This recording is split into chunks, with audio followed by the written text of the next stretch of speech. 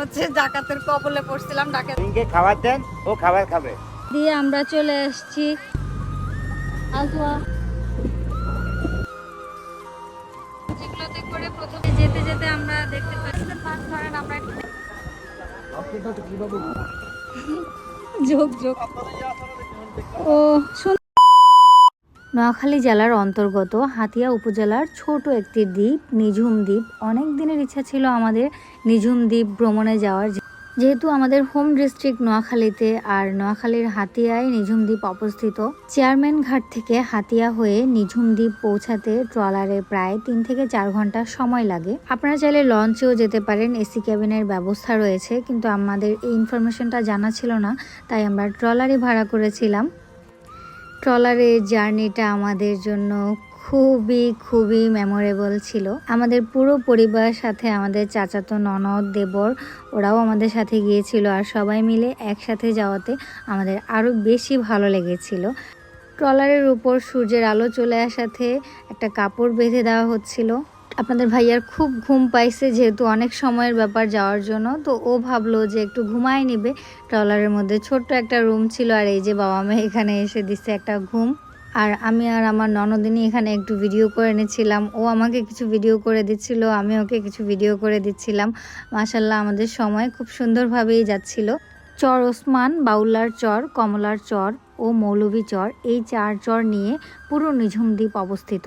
যেতে যেতে আমরা প্রাকৃতিক সৌন্দর্য উপভোগ করছিলাম। প্রায় 14,050 একরের এই দ্বীপটি সাগরের মাঝখানে জেগে উঠেছিল 1940 সালে। তারও প্রায় 1 দশক পরে গড়ে উঠে জনবসতি। ঘুরতে আসে সবে দক্ষিণ হাতিয়া। হরিণকে খাওয়ারও দিতে পারে। হ্যাঁ, ওদিকে আপনি ফরেস্টের অফিস আছে, ফরেস্টের অফিসে ওইখানে গেলে আপনি যদি হরিণকে খাবার দেন, ও খাবার খাবে।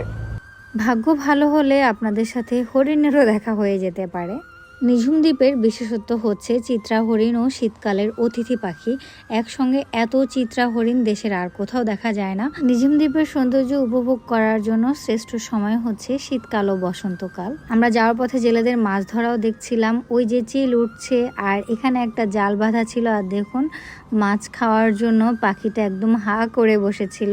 আর কিছু সময় আপনাদের ভাইয়ার সাথে কাটাচ্ছিলাম, গল্প করছিলাম, ওকে থ্যাঙ্কস বলছিলাম যে আমাদেরকে এখানে নিয়ে আসার জন্য। চরের পাশ দিয়ে যখন আমাদের বোট যাচ্ছিল তখন দেখতে আরও ভালো লাগতেছিল। একদম অনেকগুলো মহিষের পাল দেখছিলাম, রং বেরঙের পাখিও দেখেছিলাম। সবগুলো আসলে ক্যামেরা বন্দি করতে পারিনি। আমার খুব ইচ্ছা ছিল আমার চোখে আমি যতদূর সৌন্দর্য উপভোগ করি সব কিছু ক্যামেরা বন্দি করে আপনাদের সাথে শেয়ার করব। আমরা নিঝুম দ্বীপের একেবারেই কাছাকাছি চলে এসেছিলাম। শুনেছি এই দ্বীপে নাকি বাঘও রয়েছে। এক ঝাঁক পাখি দেখেছিলাম, আর পাখির এই ঝাঁক উড়তে দেখে তো অনেক ভালো লেগেছিল। একদম বাচ্চারা সবাই চিৎকার দিচ্ছিল, মানে ওদের খুবই ভালো লাগছিল। মাশাল্লাহ মাশাল্লাহ, আমাদের পৃথিবীটা আসলেই অনেক সুন্দর। আর এই যে চলে এসেছি আমরা নিঝুম দ্বীপে, আমাদের ট্রলার থামলো। আমরা এই যে নিঝুম দ্বীপে চলে আসছি, মাত্রই হচ্ছে ট্রলার থেকে নামছি। আমাদের ফ্যামিলি মেম্বারও যে সামনে আগায় গেছে, আমি আর প্রীতি লাস্টে রয়েছে। আমরা ভেবেছিলাম নিঝুম দ্বীপ পৌঁছাতে 1 থেকে 2 ঘন্টা সময় লাগবে, যেহেতু জোয়ার ভাটার ব্যাপার থাকে, ভাটার সময় নৌকাটা অনেক আস্তে চলে, সেজন্য আমাদের পৌঁছাতেও দেরি হয়ে গিয়েছিল। সবার অনেক খিদা লেগে যায়, সেই জন্য আমরা দুপুরের খাবারটা সেরে নিই। একটা হোটেল থেকে অনেক রকমের মাছ দিয়ে ভাত খেয়েছিলাম, মাশাল্লাহ আলহামদুলিল্লাহ। যেহেতু আমরা একদিনের ভ্রমণে এসেছিলাম, তাই সময় নষ্ট না করেই আমরা ঘুরতে বের হয়ে গিয়েছিলাম। নিঝুম দ্বীপে অনেক সুন্দর, অনেক দর্শনীয় জায়গা রয়েছে দেখার মতো, কিন্তু আমাদের হাতে সময় কম থাকায় আমরা শুধু মাত্র একটি চরে গিয়েছিলাম, যেটার নাম হচ্ছে পালকির চর। ছোট ছোট বড় মিলাই অনেক ঝাউ গাছের সমারোহ চারপাশে, আর নিচে হচ্ছে একদম সাদা ধপধপে বালুগুলো দেখুন কি সুন্দর। সো জায়গাটা অনেক সুন্দর, আপনারা চাইলে আসতে পারেন। আর এখন তো ভাটা চলতেছে, জোয়ারের সময় হচ্ছে অনেক পানি থাকে, ভাটার কারণে এখন পানিটা কমে গেছে। এখানের বোটগুলো জোয়ার ভাটার উপর নির্ভর করে 2 বার করে হচ্ছে ছাড়ে। তো আমরা সবাই মিলে ডিসিশন নিয়ে রাত 1টায় রওনা দিয়ে দেই। আর রাত 1টায় শুনে অবশ্য আমরা যারা মেয়েরা ছিলাম আমরা একটু ভয় পেয়ে গিয়েছিলাম, সেজন্যই আপনাদেরকে বলেছিলাম ডাকাতের কাহিনী শেয়ার করব। আসলে কি আমরা ডাকাতের কবলে পড়েছিলাম? দেখুন ওই যে দূরে আমি ক্যামেরা জুম করে দেখাচ্ছি, বক দেখা যাচ্ছে। ট্রলারে আমাদেরকে থাকতে হবে প্রায় 4 থেকে 5 ঘন্টা। আমরা রাত 1 1টায় রওনা দিয়ে নেমেছিলাম ভোর 6:30টায়। তো বড় ভাইয়া ডিসিশন নিয়েছিল যে আমাদের সবার জন্য হচ্ছে তোশক কিনে নেবে, যেটা ট্রলারে বিছায় দেওয়া হবে, আর সেই বিছানো তোশকে করে আমরা শুয়ে নোয়াখালীর উদ্দেশ্যে রওনা দিব। আর এই যে আজওয়ার হাতে ছোট একটা কাঁকড়া দেখতে পাচ্ছেন, ওরা বালু নিয়ে অনেক মজা করছিল, খেলাধুলা করছিল। আর এইদিকে সূর্য ডুবে যাওয়ার সময় চলে এসেছে। ঝাউবনের মাঝে দিয়ে সূর্যাস্ত দেখতে ভালোই লাগছিল। আর আমরা সবাই মিলে ডিসিশন নিলাম যে এখানে আমরা খেলবো। আপনাদের ভাইয়া টায়ার্ড হয়ে শুয়ে পড়ছে।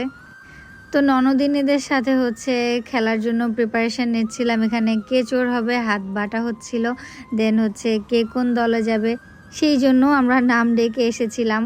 আসলে এই ব্লগটা এডিট করতে যেয়ে আমার এখন আবার সেই মেমোরিগুলা চোখের সামনে ভেসে উঠছে। মাশাল্লাহ, খুবই ভালো লাগছিল। ট্রলারের মধ্যে ঘুটঘুটে অন্ধকারে আমরা সবাই প্রস্তুতি নিচ্ছিলাম যে ঘুমাবো। ঘুম তো আর আসে না, এত সুন্দর ছিল ঠান্ডা বাতাস, আর উপরের দিকে তাকালেই দেখা যাচ্ছিল অনেক অনেক তারার মেলা। হঠাৎ করে মাঝপথে আমাদের ট্রলারটা থেমে যায় একটা জালের সাথে আটকা পড়ে, আর সেই জালের মধ্যেই এতগুলা মাছ পেয়েছিল মাঝি। ট্রলার থেমে যাওয়াতে পাড়ের দিকে একদম আগাচ্ছিল। আমরা তো খুবই ভয় পাচ্ছিলাম যে আমরা কি ডাকাতের কবলে পড়েছি কিনা। যাক, মাশাল্লাহ, আলহামদুলিল্লাহ, ওরকম কোনো কিছুই ঘটেনি। ঠিক ভোর 5টায় আমার ঘুম ভেঙে যায়। আপনাদের ভাইয়া আমাকে উঠাই দেয়, বললো যে তুমি উঠে বসো, দেখো সৌন্দর্যটা, তোমার ভালো লাগবে। আর এই যে যাদের যাদের সকালবেলা ঘুম ভেঙে গিয়েছিল তারা ভোরের সৌন্দর্যটা উপভোগ করছিল। বাচ্চারা চিপস, চকলেট, চাটনি এগুলো খাচ্ছিল।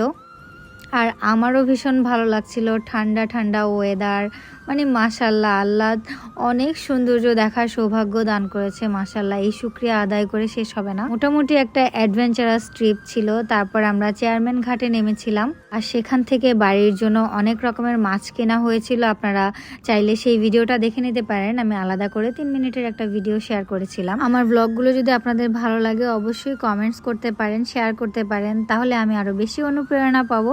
আপনাদের সাথে আরও নতুন নতুন অনেক ব্লগ শেয়ার করব। সেই পর্যন্ত সবাই ভালো থাকবেন, আমাদের জন্য দোয়া করবেন। আল্লাহ হাফেজ সবাইকে।